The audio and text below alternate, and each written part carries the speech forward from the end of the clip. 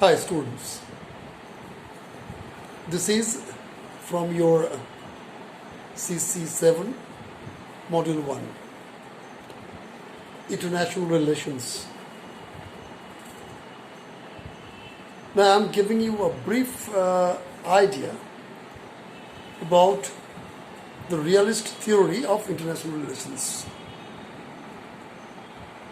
You have to read three theories from Module 1. Number 1 is the realist theory.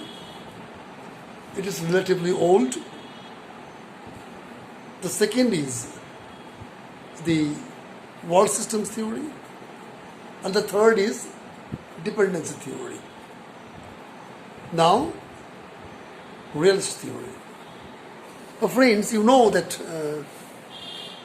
the academic discipline, international relations, is a relatively new one.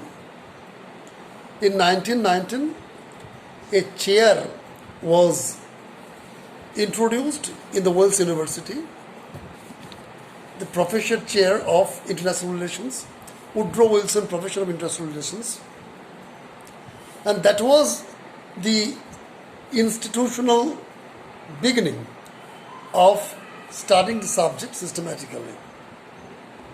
During those days, immediately after the First World War, when the League of Nations has emerged,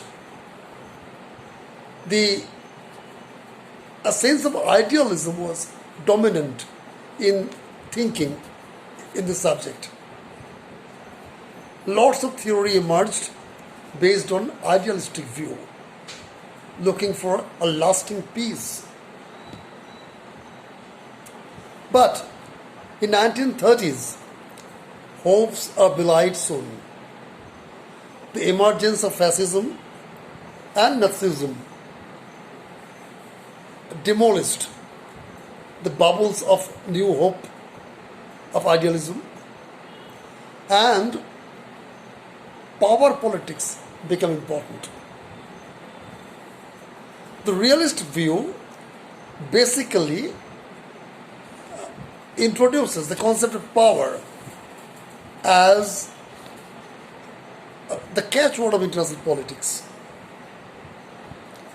E. H. Carr first criticized systematically the idealist view in his famous book, The 20 Years Crisis. 20 Years Crisis, published in 1939. In this book, Carr emphasized on a realist view of international politics. But the most powerful exponent of classical realism in international relations is Hans Morgenthau. In his famous book, Politics Among Nations, Morgenthau introduces 6 principles of political realism. I'm giving you the idea about these 6 principles.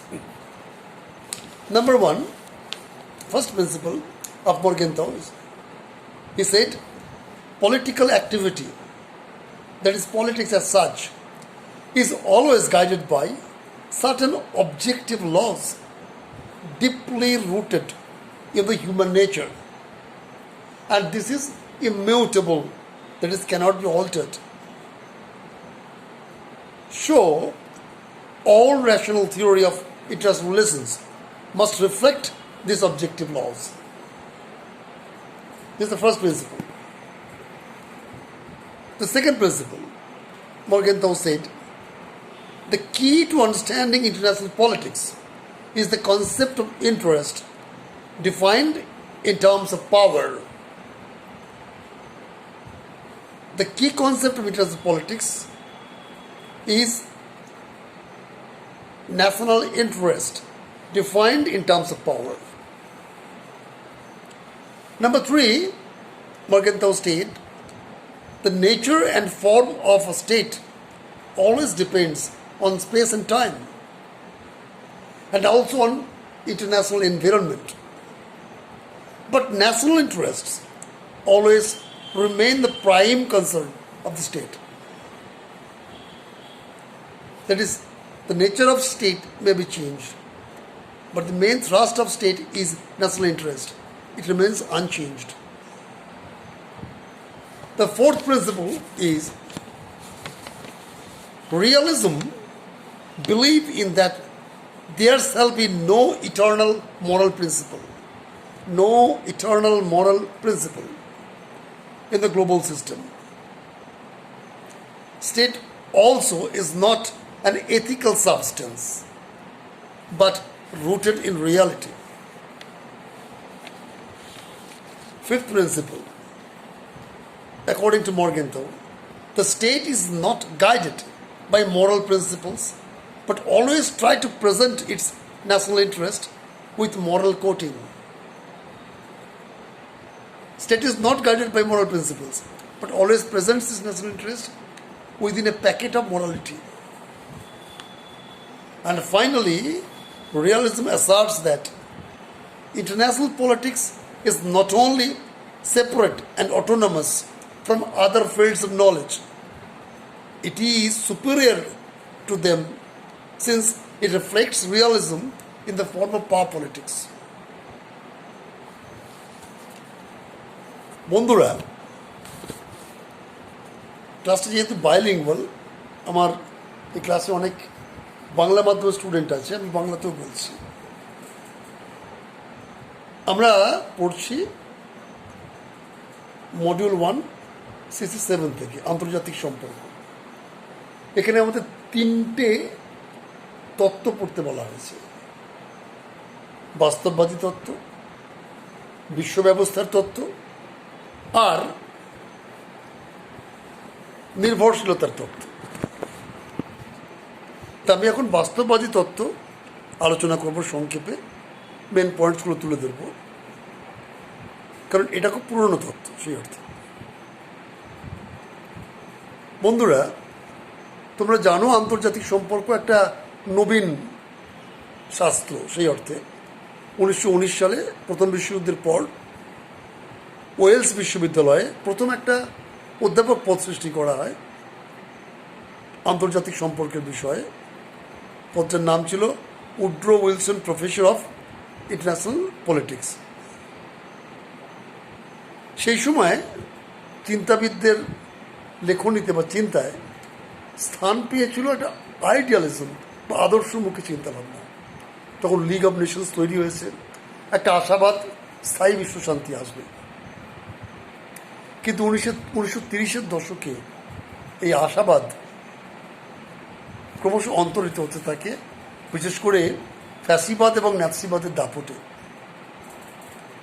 তোমরা জানো যে ফ্যাসিবাদ ও ন্যাৎসিবাদ এক ধরনের militarism, এক ধরনের পাওয়ার politics, ক্ষমতার রাজনীতিকে তুলে ধরেছিল। এই সময় 1939 সালে অধ্যাপক E.H. কার একটা বই লেখেন, দি 20 Years Crisis, বইটার নাম মনে রাখবে। এখানে তিনি আদর্শবাদী তত্ত্বগুলোর দুর্বলতা তুলে ধরেন এবং ক্ষমতা কেন্দ্রিক বিশ্ব রাজনীতি আলোচনা করাটা যে বাস্তবসম্মত সেটাকে প্রচার করেন। তবে ধ্রুপদী বাস্তববাদের সবচেয়ে শক্তিশালী প্রবক্তা হলেন হান্স মর্গেনথাউ। মর্গেনথাউ 1948 সালে প্রকাশিত তার দ্য পলিটিক্স অ্যামং নেশনস গ্রন্থে বাস্তববাদের 6টা মূল সূত্র তুলে ধরেন। আমি এগুলো সংক্ষেপে তোমাদের কাছে রাখছি। প্রথম সূত্র মর্গেনথাউয়ের মতে, সমস্ত রাজনৈতিক কাজকর্মের শিকড়ে নিহিত আছে মানুষের প্রকৃতির মধ্যে নিহিত কতগুলো বাস্তব নিয়মাবলীর মধ্যে।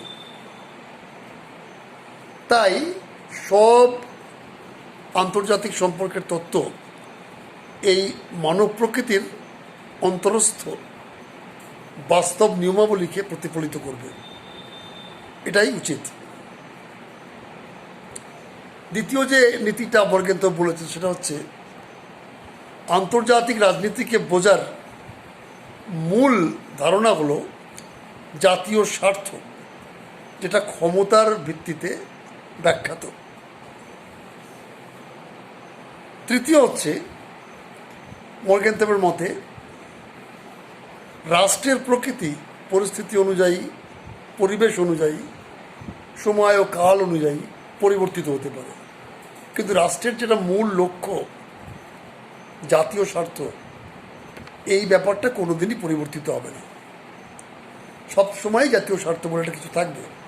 স্বার্থের প্রকৃতি পরিবর্তিত হতে পারে, কিন্তু স্বার্থই হলো মুখ্য।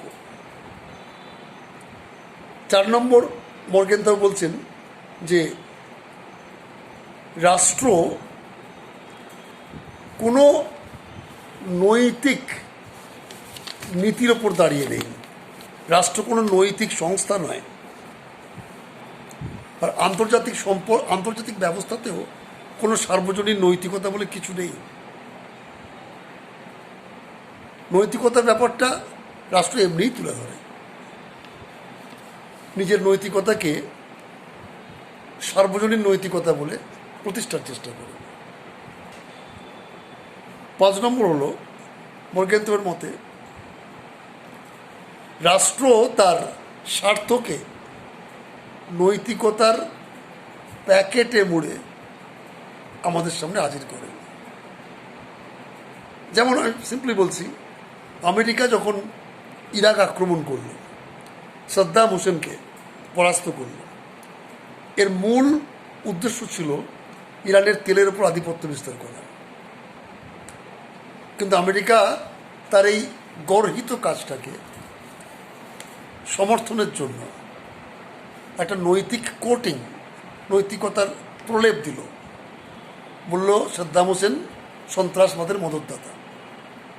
বিশ্বকে সন্ত্রাস মুক্ত করার এই যে সার্বজনীন নৈতিকতা, এর মোড়কেই সে তার যুদ্ধবাদী নীতিটাকে বাস্তবায়িত করল।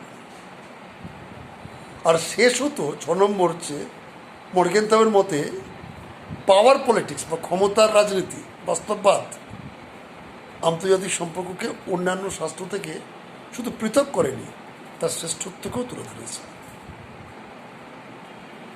এই 6টা নীতি সেই সময় খুবই গুরুত্বপূর্ণ হয়েছিল। সেই সময় মার্কিন ফরেন পলিসিতেও বাস্তববাদীদের এই পাওয়ার পলিটিক্সটা গুরুত্ব পায়। তোমরা সকলেই জানো 50-এর দশকে ঠান্ডা লড়াই তীব্র হয় ক্ষমতার রাজনীতির পরিপ্রেক্ষিতে। কিন্তু ক্রমশ আস্তে আস্তে এই তত্ত্বের গুরুত্ব হ্রাস পায়, কারণ আন্তর্জাতিক সম্পর্ক মানে ক্ষমতা নয়, অর্থাৎ যারা ক্ষমতাটা লক্ষ্য সাধনের মাধ্যম না লক্ষ্য, এটাও ক্লিয়ার করতে পারেনি। ফলে অন্যান্য অনেক তত্ত্ব পরবর্তীকালে এসেছে, আমি সেগুলো আলোচনা করব। সময় তো খুব সংক্ষিপ্ত, আমি সংক্ষেপে তোমাদের কাছে রাখলাম। তোমরা প্রশ্ন করো, ফোন করতে পারো, প্রশ্ন রাখতে পারো। আশা করি তোমাদের কাজে লাগবে। শুভরাত্রি।